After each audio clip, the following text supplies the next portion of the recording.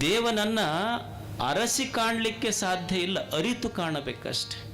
ಹೇಗೆ ಕಾಣುವುದು ದೇವನನ್ನು? ಎಲ್ಲರ ಹಂಬಲ ಇದೆ, ಎಲ್ಲ ಒಂದು ದೇವ ಸತ್ಯವನ್ನು ನಾವು ಅರಿಬೇಕು, ನೋಡಬೇಕು, ಕಾಣಬೇಕು ಅನ್ನೋದು. ಹೇಗೆ ದೇವನನ್ನು ಅರಿಯುವುದು? ಈಗ ನೀವು ಒಂದು ಮೈಕ್ ಐತಿದೆ, ಈ ಮೈಕ್ ಇದು ಕಾಣ್ತೈತಿ ನಮ್ಮ ಕಣ್ಣಿಗೆ, ನೋಡ್ತೀವಿ ಇದು ಮೈಕ್ ಅಂತ ಹೇಳ್ತೀವಿ ನಾವು. ದೇವ್ರು ಹಿಂಗೆ ಏನರ ಕಣ್ಣಿಗೆ ಕಂಡಾನೆ. ಈಗೊಂದು ಟೇಬಲ್ ಐತಿ ಅಂತ ನಾವು ಹೇಳ್ತೀವಿ, ಕಾಣ್ತೈತಿ ಇದು.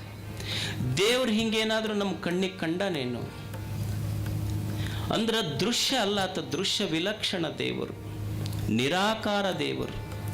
ಅದಕ್ಕೆ ನಿರಾಕಾರ ದೇವನನ್ನು ನಮ್ಮ ಋಷಿಗಳು ಹೆಂಗೆ ವರ್ಣಿಸಿದ್ರು ಅಂದ್ರೆ, ಆ ದೇವನಿಗೆ ಸತ್ ಅಂತ ಕರೆದ್ರು. ದೇವನಿಗೆ ಹೆಂಗೆ ಪರಿಚಯ ಮಾಡಿಕೊಟ್ರು ಅಂದ್ರೆ ಸತ್ ಅಂದ್ರೆ ಅವರು.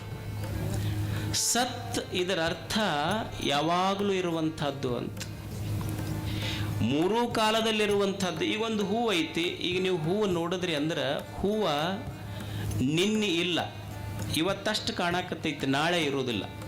ಅಂದ್ರೆ ಒಂದು ಹೂವಿನ ಇರುವಿಕೆ ಎರಡು ಇಲ್ಲಗಳ ನಡುವಿನ ಇರುವಿಕೆ. ಅದು ನಿನ್ನಿಲ್ಲ, ನಾಳಿಲ್ಲ, ಇವತ್ತಷ್ಟು ಕಾಣಕತ್ತೈತಿ ಅಷ್ಟೇ. ಇದು ಸತ್ತಲ್ಲ, ಇದು ಮಿಥ್ಯೆ ಅಷ್ಟೇ. ಇದು ಆದ್ರೆ ದೇವ ಹಂಗಲ್ಲ, ನಿನ್ನಿಲ್ಲ, ಇವತ್ತದನ, ನಾಳೆ ಇಲ್ಲ ಅಂತಲ್ಲ.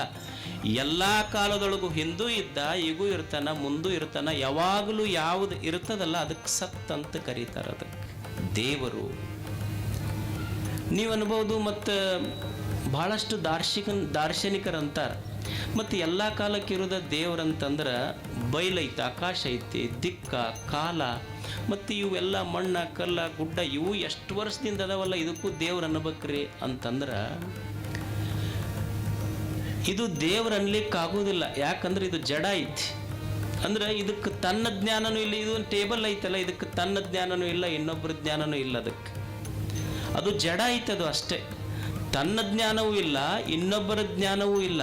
ಮತ್ತು ದೇವರು ಸತ್ ಅಂತ ನೀವು ಅಂದ್ರಿ ಅಂದ್ರೆ ಮತ್ತೆ ಟೇಬಲ್ ಕಲ್ಲಿದ್ದಂಗೆ ಆಯ್ತಲ್ಲ. ಅದಕ್ಕೆ ಇನ್ನೊಂದು ಲಕ್ಷಣ ಹೇಳಿದೆ, ಬರೇ ಸತ್ತಲ್ಲ, ಅವ ಚಿತ್ ಅಂತ ಕರೆದ್ರು. ಚಿತ್ ಇದರ ಅರ್ಥ ಬೆಳಗುವಿಕೆ, ಅರಿಸಿಕೊಳ್ಳುವಿಕೆ. ನೀವು ಅನ್ಬೋದು, ಮತ್ತು ಬೆಳಗುವಿಕೆ ದೇವರಂದ್ರೆ ಸೂರ್ಯ ಬೆಳಗುತ್ತಾನಲ್ರಿ ಅನ್ಬೋದು. ಯಾವುದಕ್ಕೆ ಚಿತ್ ಅಂತ ಕರೆದ್ರು ಅಂದ್ರೆ, ಈಗ ನೀವು ನೋಡಿ, ನಿಮ್ಮ ಮನ್ಯಾಗ ಒಂದು ಲೈಟ್ ಹಾಕ್ತೀರಿ, ಅದು ಎಲ್ಲಿಂದ ಬಂದೈತಿ ಅಂದ್ರೆ ಮ್ಯಾಲೆ ಸೋಲಾರ್ ಪ್ಯಾನಲ್ನಿಂದ ಬಂದಿರ್ತೈತಿ. ಸೋಲಾರ್ ಪ್ಯಾನಲ್ಲಿಗೆ ಎಲ್ಲಿಂದ ಬಂದೈತಿ ಎನರ್ಜಿ ಅಂದ್ರೆ ಸೂರ್ಯನಿಂದ ಬಂದಿರ್ತೈತಿ. ಸೂರ್ಯ ನಿಮ್ಮ ಮನೆ ಬೆಳಕಿಗೆ ಸೋಲಾರ್ ಪ್ಯಾನಲ್ನಿಂದ ಬಂತು, ಸೋಲಾರ್ ಪ್ಯಾನಲ್ಲಿಗೆ ಸೂರ್ಯನಿಂದ ಬಂತು. ಸೂರ್ಯನನ್ನು ಬೆಳಗಿದವನು ಯಾವನದನಲ್ಲ ಅವನು ಚಿತ್ ಅಂತ ಕರೀತಾರೆ. ಅವನಿಗೆ ದೇವರು. ಸೂರ್ಯ, ಚಂದ್ರ, ನಕ್ಷತ್ರಗಳೊಳಗೆ ಬೆಳಕು ತುಂಬಿಟ್ಟಾನಲ್ಲ, ಅವನು ದೇವರು. ಚಿತ್ ಅಂದ್ರೆ ಯಾವುದು ಪ್ರಕಾಶಗೊಳಿಸ್ತೈತಿ ಅದು ದೇವರು. ಚಿತ್ ಅಂದ್ರೆ ದೇವರು, ಸತ್ ಅಂದ್ರೆ ದೇವರು. ಚಿತ್ ಅಂದ್ರೇನು? ದೇವರು. ಚಿತ್ ವಿಲಾಸ ಅಂತ ಕೇಳಿರಿ ನೀವು ಶಬ್ದ. ಚಿತ್ ವಿಲಾಸ ಅಂದ್ರೆ ಈ ಜಗತ್ತೇನಿದೆ ಇದು ದೇವನ ಲೀಲೆ ಅಂತ ಅರ್ಥ. ಇದಕ್ಕೆ ಚಿತ್ ವಿಲಾಸ ಅಂತ ಕರೀತಾರೆ. ಚಿತ್ ಪ್ರಕಾಶ ಅಂತ ಕರೀತಾರೆ. ಇದು ದೇವನ ಬೆಳಕು ಅಂತ. ಇನ್ನೊಂದು ಶಬ್ದ ಐತಿ, ಚಿತ್ ಶಕ್ತಿ ಅಂತ. ಚಿತ್ ಶಕ್ತಿ ಅಂದ್ರೆ ವಿಜ್ಞಾನಿಗಳು ಏನೇ ಹೇಳ್ತಾರೆ ಅಂದ್ರೆ, ಇಲ್ಲಿ there is no matter, there is only energy. ಇಲ್ಲಿರುವುದು ವಸ್ತುಗಳೆಲ್ಲ, ಇರುವುದು ಬರೀ ಶಕ್ತಿ ಅಂತ. ಚಿತ್ ಶಕ್ತಿ. ಚಿತ್ ಶಕ್ತಿ ಅಂದ್ರೆ ಇರುವುದೆಲ್ಲವೂ ದೇವನ ಶಕ್ತಿ. ಚಿತ್ ಶಕ್ತಿ ಅಂತ ಕರೀತಾರೆ ಅದಕ್ಕೆ. ಚಿತ್ ಶಕ್ತಿ. ಚಿತ್ ಶಕ್ತಿಗೆ ಚಿತ್ ಶಕ್ತಿ ಅಂತ ಕರೀತಾರೆ. ವ್ಯಾಕರಣದೊಳಗೆ ಪಾಣಿನಿ ಒಂದು ಸೂತ್ರ ಬರೀತಾನೆ, ಸ್ತೋಶ್ಚುನಾಶ್ಚುಹು ಅಂತ ಒಂದು ಸೂತ್ರ. ಆ ವ್ಯಾಕರಣದ ಸೂತ್ರ ಏನು ಹೇಳ್ತೈತಿ ಅಂದ್ರೆ, ಚಿತ್ ಶಕ್ತಿ, ತಕಾರದ ಮುಂದೆ ಶಕಾರ ಬಂತು ಅಂದ್ರೆ ಚಿತ್ ಶಕ್ತಿ ಇದ್ದಿದ್ದು ಚಿತ್ ಶಕ್ತಿ ಆಗುತ್ತಂತ. ಚಿತ್ ಅಂದ್ರೆ ದೇವರು, ದೇವನ ಶಕ್ತಿ. ಚಿತ್ ಶಕ್ತಿ ಚಿತ್ ಶಕ್ತಿ ಆಗತ್ತೆ. ಅಂದ್ರೆ ಚಿತ್ ಅಂದ್ರೆ ದೇವರು, ಚಿತ್ ಶಕ್ತಿ ಅಂದ್ರೆ ದೇವನ ಶಕ್ತಿ. ನಿಮ್ಮೂರ ಹೆಸರು ಏನೈತಿ? ಪುಸ್ತಕದಾಗ ಏನಾರ ಬರೀಲಿ, ನಿಮ್ಮೂರ ಹೆಸರೇನು? ಚಿಚ್ಚಕಿಂಡಿ, ಹೌದಲ್ಲ? ಚಿಚ್ಚಕಂಡಿ. ಆಡು ಭಾಷೆಯೊಳಗೆ ನೀವೇನಂತ ಕರಿತೀರಿ? ಚಿಚ್ಚಕಂಡಿ. ದೇವನ ಶಕ್ತಿಗೆ ಚಿತ್ ಶಕ್ತಿ ಅಂತಾರ, ನಿಮ್ಮೂರಿಗೆ ಚಿಚ್ಚಕಂಡಿ ಅಂತಾರ. ಖಂಡ ಅಂದ್ರೆ ಈಗ ಏಷ್ಯಾ ಖಂಡ ಅಂತ ಕರಿತೀರಿಲ್ಲ ನೀವು, ಒಂದು ತುಣುಕ. ಖಂಡ ಅಂದ್ರೆ ತುಣುಕ. ಪಾಷಾಣ ಖಂಡ ಅಂತಾರೆ, ಅಂದ್ರೆ ಕಲ್ಲಿನ ತುಣುಕ. ಖಂಡಿ ಖಂಡ ಅಂದ್ರೆ ಮಾಪು, ಅಳತೆ, ಒಂದಿಷ್ಟು ಭಾಗ ಅಥವಾ ತುಣುಕ ಅಂತ ಅರ್ಥ. ಚಿಚ್ಚಖಂಡಿ ಅಂದ್ರೆ ಖಂಡ ಅಂದ್ರೆ ತುಣುಕ, ಚಿತ್ ಅಂದ್ರೆ ದೇವರು, ಚಿಚ್ಚಖಂಡಿ ಅಂದ್ರೆ ಇದು ದೇವನ ತುಣುಕ ಈ ಊರ ಅಂತ ಚಿಚ್ಚಖಂಡಿ ಅಂತ ಕರೀತಾರೆ. ಅದು ವ್ಯಾಕರಣ ಏನಾರ ಇರಲಿ ಅದನ್ನು ಬಿಟ್ಟು ಅಂತಃಕರಣದಿಂದ ನೋಡ್ರಿ ನೀವು. ಚಿಚ್ಚಖಂಡಿ ಅಂದ್ರೆ ದೇವನ ತುಣುಕ ಅಂತ ಅರ್ಥ. ಚಿಚ್ಚಖಂಡಿ ಅವರು ಯಾರಿಗೆ ಚಿಚ್ಚಖಂಡಿ ಅವ್ರು ಅನ್ಬೇಕು ಅಂದ್ರೆ ಹೊಲಕ್ಕೆ ಹೋದಿ ಹೊಲ ನಂದಲ್ಲ, ಇದು ದೇವನು ಕೊಟ್ಟ ತುಣುಕ ಅಂತ ಯಾರು ಭಾವಿಸ್ತಾರ, ಈ ದೇಹ ಈ ಜೀವನ ಇದು ನಂದಲ್ಲ, ಇದು ದೇವ ಕೊಟ್ಟಿದ್ದು ಅಂತ ಯಾರು ಹೃದಯದೊಳಗೆ ಇಟ್ಟುಕೊಂಡು ದೇವ ಭಾವದಿಂದ ಬದುಕ್ತಾರಲ್ಲ ಅವರಿಗೆ ಚಿಚ್ಚಖಂಡಿಯವರಂತ ಕರೀತಾರೆ. ಗೊತ್ತಾತ? ನೀವು 3 ಹೆಸರ ಕೇಳಿದ್ರೆ ಚಿಚ್ಚಖಂಡಿ ಎಲ್ಲರೂ ಅದನ್ನು ಕಿಚಿಕಿಟ್ಟಿದ್ರು ಒಟ್ಟ ಅದನ್ನು. ಚಿಚ್ಚಖಂಡಿ ಅಂದ್ರೆ ದೇವನ ತುಣುಕು ಅಂತ ಅರ್ಥ. ಚಿಚ್ಚಕ್ತಿ ಇದನ್ನ ನೆನಪಿಟ್ಟುಕೊಡ್ರಿ ನೀವು. ಚಿಚ್ಚಖಂಡಿ ಅಂದ್ರೆ ದೇವನ ತುಣುಕು ಅಷ್ಟೇ. ಅದು ಅಂದ್ರೆ ಈ ಭಾವ ನಮ್ಮ ಹೃದಯದೊಳಗೆ ಇರಬೇಕು. ಅವ್ರಿಗೆ ಚಿಚ್ಚಖಂಡಿ ಅವ್ರಂತ. ಹೊಲಕ್ಕೆ ಹೋದ್ರಿ ಅಲ್ಲಿ ಅಂತಿರ್ಬೇಕು, ಹೊಲ ನೋಡಿ ಕಬ್ಬು ಬೆಳೆದಿದ್ದು ನೋಡಿ ಏನು ಅನ್ಬೇಕು ಅಂದ್ರೆ ಇದು ಚಿಚ್ಚಖಂಡಿ ಅನ್ಬೇಕದು. ಇದು ಹೊಲ ನಂದಲ್ಲಿದು. ಚಿತ್ ಅಂದ್ರೆ ದೇವನು, ಇದು ದೇವರ ತುಣುಕ ಅಂತ ಅಂತಿರ್ಬೇಕು. ಅಂಗಡಿಗೆ ಹೋದ್ರಿ ಅಂಗಡಿಯಾಗೂ ಅನ್ಬೇಕು ನಾವು ಚಿಚ್ಚಖಂಡಿ ಅವ್ರು ಅಂದ್ರೆ ಇದು ದೇವನ ತುಣುಕ ಅನ್ಬೇಕು. ಮನೆಗೆ ಹೋದ್ರಿ ಅದು ಚಿಚ್ಚಖಂಡಿನ, ಅದು ದೇವನ ತುಣುಕ. ಮತ್ತು ಮನ್ಯಾಗ ಊಟಕ್ಕೆ ಕುಂತ್ರಿ ಹೆಣ್ಮಕ್ಳು ಒಂದು ರೊಟ್ಟಿ ನೀಡ್ತಾರ, ಅದು ನಂದು ಅಂತನ್ನುವುದಲ್ಲ, ಇದು ಚಿಚ್ಚಖಂಡಿ, ಇದು ದೇವ ಕೊಟ್ಟ ಪ್ರಸಾದ, ಅದರ ತುಣುಕ ನನ್ನ ತಾಟಿನೊಳಗೆ ಬಿದ್ದೈತಿ, ಇದು ದೇವ ಕೊಟ್ಟಿದ್ದು ಅಂತ ಭಾವಿಸೋದು. ತಾಟಿನೊಳಗೆ ರೊಟ್ಟಿ ಬಿತ್ತು ಅಂದ್ರೆ ಅದು ಚಿಚ್ಚಖಂಡಿನ ಅನ್ಬೇಕು. ಅದಕ್ಕೆ ಅಕಸ್ಮಾತ್ ಊಟಕ್ಕೆ ನೀಡೋರು ನೀಡ್ತಾರಲ್ಲ, ಪ್ರೇಮದಿಂದ ನೀಡಿದ್ರು ಚಿಚ್ಚಖಂಡಿ. ಅಕಸ್ಮಾತ್ ನೀಡೋರು ಭಯಂಕರ ತಾಪದಾಗಿದ್ರು ಅಂದ್ರೆ ಇದನ್ಯಾಕೆ ಚುಚ್ಕೊಂಡೆಪ್ಪ ಮಾರಾಯ, ಮೊದಲ ನೀ ಮೆಚ್ಕೊಂಡಿದ್ದಿ ಆಮೇಲೆ ಚುಚ್ಕೊಂಡು ಯಾರು ಏನು ಮಾಡೋಕ್ಕಾಗುತ್ತದೆ. ಚಿಚ್ಚಖಂಡಿ ಅನ್ನುವ ಶಬ್ದ ಎಷ್ಟು ಸುಂದರ ಐತ್ ನೋಡ್ರಿ. ಚಿಚ್ಚಖಂಡಿ ಅಂದ್ರೆ ಏನಲ್ಲ, ಊರಲ್ಲ.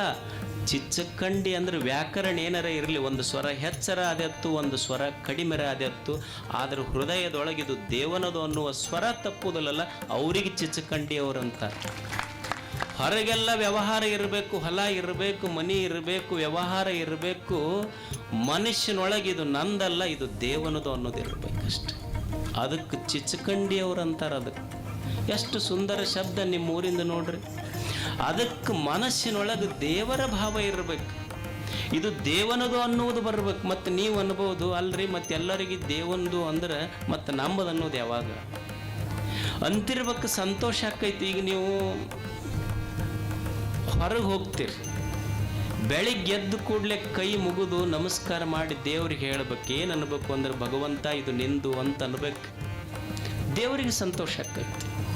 ಹೊರಗೆ ಬರ್ತೀರಿ, ಹೊರಗೆ ಬಂದ ಕೂಡಲೇ ಸ್ನೇಹಿತರು ಅವರು ಎಲ್ಲರೂ ಏನಪ್ಪ ಎಷ್ಟು ಚಲೋ ಬೆಳೆದಿ ಅಂತಾರೆ. ಇಲ್ಲಪ್ಪ ನೀ ಟ್ರ್ಯಾಕ್ಟ್ರಿಗೆ ಕಳಿಸಿ ನಮ್ಮ ಹೊಲಕ್ಕೆ ನೀನು ಬಂದು ನನ್ನ ಜೊತೆ ದುಡ್ದು, ಇದು ನಿಂದು ನಂದೇನಲ್ಲ ಅನ್ಬೇಕು. ಅವ್ರಿಗೆ ಸಂತೋಷ ಆಗ್ತೈತಿ. ಮನೆಗೆ ಹೋಗ್ಬೇಕು. ಮನೆಗೆ ಹೋದ್ಮೇಲೆ ಮಕ್ಕಳು ಕುಂತಿರ್ತಾವೆ, ಏನೋ ನಂದೇನಿಲ್ಲ ಎಲ್ಲ ನಿಮ್ದ, ಇದು ನಿಮ್ಮ ಸಲುವಾಗಿ ಅಂತ ಹೇಳ್ತಿರ್ಬೇಕು. ಮಕ್ಕಳಿಗೆ ಸಂತೋಷ ಆಗ್ತೈತಿ. ಮನ್ಯಾಗ ಹೆಣ್ಮಕ್ಳಿಗೆ ಹೇಳ್ಬೇಕು, ನಂದೇನೂ ಇಲ್ಲ ಇಲ್ಲ ಎಲ್ಲ ನಿಂದಿಂದ ನನ್ನ ಮನೆ ಅಂತ ಅನ್ಬೇಕು. ಅವ್ರಿಗೆ ಸಂತೋಷ ಆಕೈತಿ. ನೀವು ಅನ್ಬೋದು ಮತ್ತೆ ಎಲ್ಲ ಮಂದಿದ ಹೇಳಿದ್ರಿ ನಮ್ಮದು ಯಾವಾಗ ಅನ್ನೋದು. ನಮ್ಮದು ಯಾವಾಗ ಅನ್ನೋದು ಅಂದ್ರೆ ಎಲ್ಲರಿಗೆ ಹೇಳ್ಬೇಕ, ರಾತ್ರಿ ಕದ ಹಾಕೋಬೇಕು, ಲೈಟ್ ತೆಗೆದು ಚಾದಾರ ಹಚ್ಕೊಂಡು ಗಪ್ಪನ ಹೇಳುವಾಗ ನಂದಂದು ಗಪ್ಪನ ಮಕ್ಕೊಂಡ್ಬಿಡ್ಬೇಕಷ್ಟೆ. ಲಾಸ್ಟಿಗೆ ನಂಬದು ಅನ್ನೋದಷ್ಟೆ. ಇರುವುದು ನಂಬದಲ್ಲ, ಇದೆಲ್ಲವೂ ದೇವನದು ಅನ್ನುವ ಭಾವ ಬರಬೇಕಷ್ಟೆ. ಇದು ಒಳಗಿತ್ತು ಅಂದ್ರೆ ಅವರಿಗೆ ಚಿಚ್ಚಖಂಡಿ ಅವರಂತಾರೆ. ನಂದು ಅನ್ನೋದಿಲ್ಲ, ದುಃಖ ಆಗಿದ್ದು ನಂದು ಅನ್ನೋದು ಬಂದಿದ್ದಕ್ಕೆ ಮನುಷ್ಯಗೆ ದುಃಖ ಆಗೈತಿ. ಹುಡುಗ ಏನಾಯ್ತು ಅಂದ್ರೆ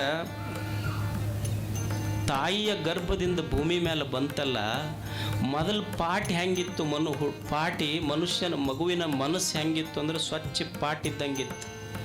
ಮನಸ್ಸು ಸ್ವಚ್ಛ ಪಾಟಿ ಇದ್ದಂಗಿತ್ತು. ಆ ಸ್ವಚ್ಛ ಪಾಟಿ ಮೇಲೆ ಅ ಅಂತ ಬರೀತು, ಆ ಅಂತ ಬರೀತು, ಅವು ಅಂತ ಬರೀತು, ಅಪ್ಪ ಅಂತ ಬರೀತು, ಅಣ್ಣಂತ ಬರೀತು, ತಮ್ಮಂತ ಬರೀತು, ಗಂಡಂತ ಬರೀತು, ಹೆಂಡತಂತ ಬರೀತು, ಹೊಲ ಅಂತ ಬರೀತು, ಮನಿ ಅಂತ ಬರೀತು, ಕೊನೆಗೆ ನಂದು ಅಂತ ಬರೀತು. ಅಲ್ಲೇ ದುಃಖ ಶುರು ಆಯ್ತು ನೋಡು ಮನುಷ್ಯ.